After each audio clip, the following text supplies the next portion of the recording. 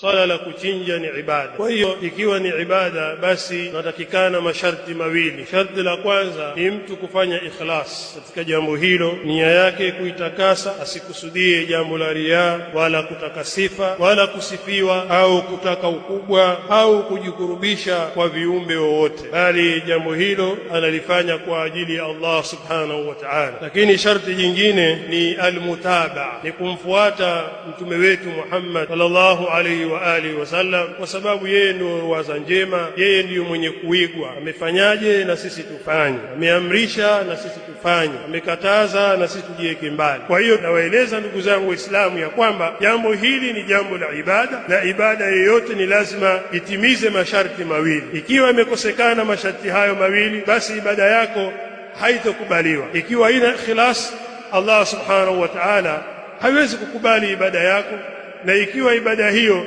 haina mafundisho ya Mtume Muhammad alayhi salatu wasalam. Moja katika masharti yake linarudi katika wakati gani wa kuchinja, ili muislamu afaye kuchinja. Maadamu wewe ushaambiwa hii ni Eid, yafaa kuchinja, asubuhi baada ya swala tu wachukua mnyama wako wamchinja, tunasema mnyama huyo sio sahihi, kwa sababu Mtume alayhi salatu wasalam anasema man dhabaha qabla as-salat, na yule mwenye kuchinja kabla ya swala, fa innama huwa lahmu, hakika pana vingine, hiyo ni nyama, qaddamahu li ahli, ameitanguliza kwa mkewe na familia yake. Walaysa minan nuski fi shay, itakuwa sio katika kile kichinjwa kilichoamrishwa kitu chochote, kwa maana wewe hukupata fadhila ya aina yoyote ya kuchinja. Ikiwa utamchukua mnyama wako utamchinja kabla ya wakati, swala asubuhi imefika, umeweza kuswali tu ukamchinja, qaddamahu li ahli, mnyama huyo itakuwa umemtanguliza kwa mkeo na watoto wako, kula tu nyumbani kama vile unavyokula katika siku nyingine. Na pia vile vile mtu uchinje kwa yule mnyama ambaye unammiliki.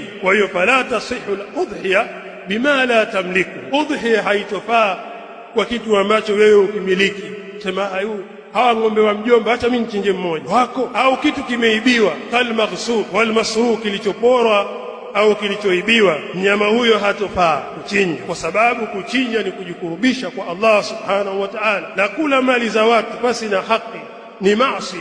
Kwa hiyo huwezi kujikurubisha katika jambo la maasi. Ng'ombe kaibiwa huko na wewe unajua kwamba ng'ombe huyo kaibiwa, na kipindi hiki yako sana hayo. Maadamu kapata rahisi, au wanavyosema wenyewe kapata kitonga, basi yeye ananunua wale ng'ombe wa bei rahisi ambao ni wawizi, basi kichinjwa chako hakitoweza kukubaliwa.